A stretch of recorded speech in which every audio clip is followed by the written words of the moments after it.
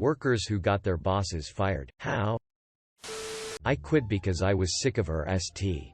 On my way home, the company's president called to talk to me about what had happened. He offered me 2 weeks of paid vacation. Extra vacation on top of the 5 weeks I already received. And promised she would be gone when I came back. Where are you that you have standard 5 weeks of vacation? Signed.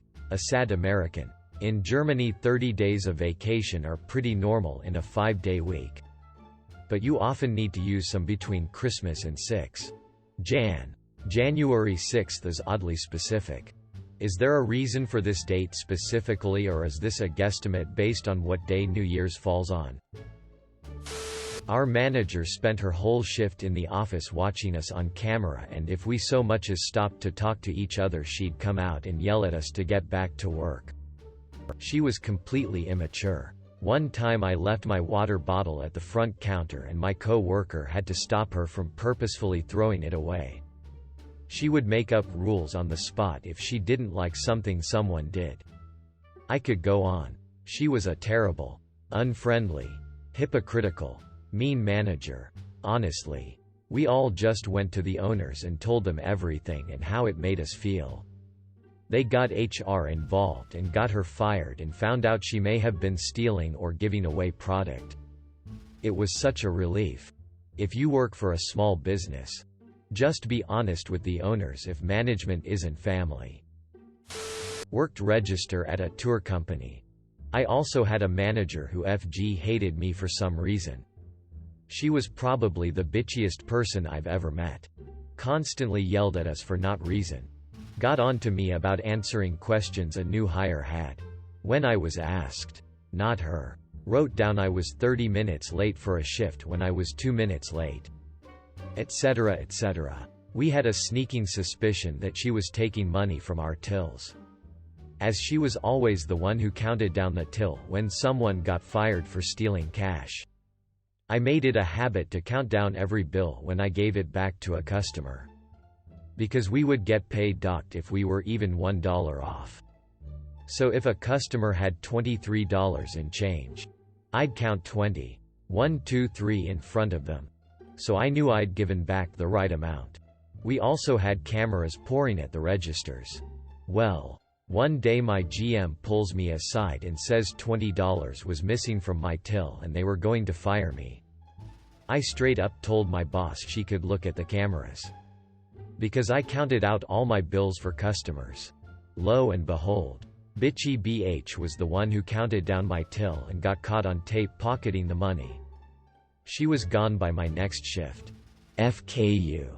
Jennifer. I won. Why wouldn't they be checking cameras regardless if they're going to fire someone for stealing? What idiots. I didn't say it was a well-run company. It's outrageous to be fired for $20 once anyway. That's a single math error or a single sticky bill. Once should be enough to require strict adherence to LP policies, including counting down the till in person every time without question. I had proven myself as a competent management-level employee. She, on the other hand, showed favoritism, broke rules, set schedules nobody could work, and all around didn't give a st as assistant manager. When the manager left, she assumed she was a shoo-in. After all, she was the assistant manager, so why wouldn't she be promoted? We both got called into a meeting. The district uppity up. Told us both that I was going to be the new manager and she lost her st. I never saw her again. And quickly after, all her relatives that worked there quit mysteriously. Not my story, but my mother's. I watched on the sidelines as a teenager. My mother's job was basically a professional fundraiser. I really don't know what else to call it. People came to her for help raise money for nonprofits or other foundations that needed it. This was a long time ago, before social workers were more of a mandatory thing at high schools. My high school was very poor and did not have one. So my mother took it upon herself to set up a fundraiser to pay the salary of a social worker so my high school could have one. After raising all the money, she went to talk to the principal, who flat out refused to take any of it and said the position just wasn't necessary. My mother was pretty upset and just decided she would donate the money to supplies or something like that. I honestly have no idea what she did with it. But it did go to some sort of charity. After a few months, at a Christmas party, the superintendent of all the public schools in the area was at the same party, and he struck up a conversation with my mother. After some small talk, my mother said that it was such a shame that principal didn't take the money for the social worker's position. The superintendent was dumbstruck and then told her that he had ordered principal to find funding for that position, and when superintendent asked him about it, he replied with, "No one is interested in that, and we just couldn't get the money for it." Quote, needless to say, he lost his position, and whenever we came back from the holiday break, the school was hiring for his position. The cynic in me wonders if the principal worried that a social worker would call him out on whatever he was doing. My mother was a social worker for a high school. The answer is yes. She and her principal butted heads constantly until she retired. You might think it was just personality conflict, but it was more. You won't let me leave out condoms for these HY teenagers, but keep complaining about all these girls dropping out due to pregnancy. Quote, gotta love old people forcing their values on others, even if it causes more harm than good. I used to be a store manager at sneaker, sporting goods store in the mall. One of my co-managers was FG, one of my teenage underage employees in that back stock room after the store closed on a regular basis. This was going on for several months apparently. I found out when said teenager came to me, and she said that my co-manager promised her a raise that she never got. I asked her why he said that he would give her a raise. That is when she told me about the SX in the stockroom. I had to call the police and corporate about this. We arranged a sting with help of the girl, as she acted out for the police that to meet up with my co-manager after work. Basically caught him with his pants down, to use the term. Yeah, I'm just going to welch on a deal with a girl who can utterly destroy my life. What could go wrong? Sad that this only came to light out of spite. But glad she was cooperative in the sting. It's not only spite though.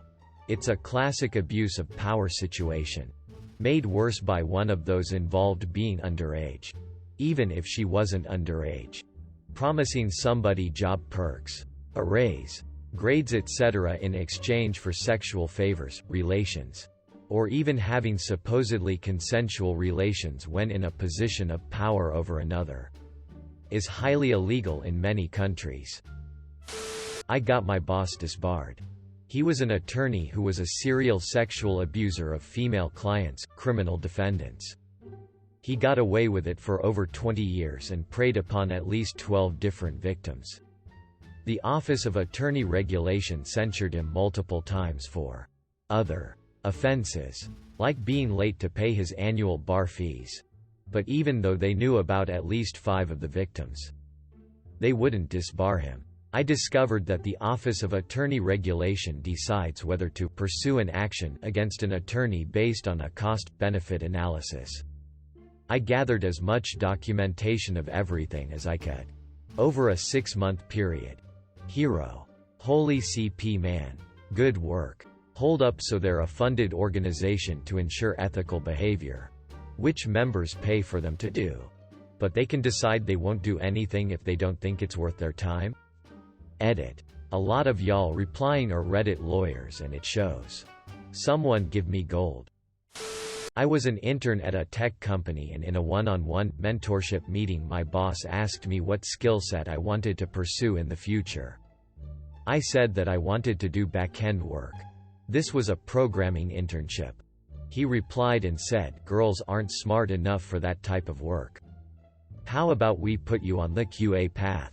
You'll do better there." At the time I was so stunned that I just repeated quietly that I wanted to do back-end work. The meeting awkwardly ended after that. I always thought that I would be courageous in the face of blatant sexism if it ever happened to me, but instead, I was silent because I was a 23-year-old who really needed that internship to turn into a real job. Fast forward a couple weeks and I was out to lunch with a few coworkers who brought along a lady who had worked at the company for years. She'd been out on contract for a while, so I hadn't met her yet. Everyone was talking about the boss and some of the stuff he had done or said to them. Mostly just rude things. So I took a chance and mentioned what happened in that meeting. She said she'd take care of it. Within a few days he was fired by the big boss. I went on my first contract doing back-end work about a month later and I loved it. As I understand it, I was not the first person to have serious complaints about him. Just the last person. GN. This type of ST is so infuriating to me. Props for saying something and knowing that what he was saying was fucking asinine. By doing so much, it started an investigation into what they were actually doing during their day. Officially, she was fired for sending nudes through corporate email. But the only reason they were tracking her email was to understand what she was spending her time on. Turns out it was an affair. I feel like most people have at least one coworker who could stand to have their time audited like that. It's a running joke at my job that our two supervisors and the manager spend half the day in meetings. The office is too small for that now due to social distancing rules.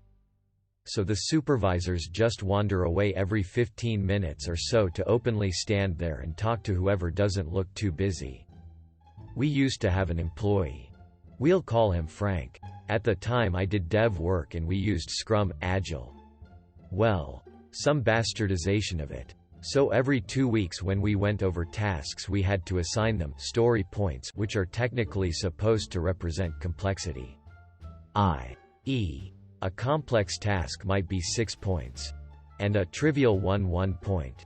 But since management couldn't understand that complexity and time requirements aren't equivalent, the points basically just meant 1 point equals 1 day. 2 points equals 2 to 5 days. 5 points is 2 to 3 weeks, etc. Frank was so bad at getting work done that it was a standing joke. Since before I even joined the team. That a task might be 3 points. But it's 5 Frank points. Anything given to Frank was assumed to take 2 to 4x longer to complete. Eventually someone audited his work and found that in 12 months he had made 3 successful commits into the codebase. With 2 having been removed later because they broke things. They got rid of him. But we still enjoyed giving tasks Frank points. It depends on the job. Honestly. There are days where I do nothing but talk to people. It might seem like it's not productive, but I'm a PM personally. I feel 75% of the job is managing relationships. She just made it really obvious. Our area manager was the type to go to the wall for his people, but he heard one too many jokes about people going to me rather than her and he started looking into it.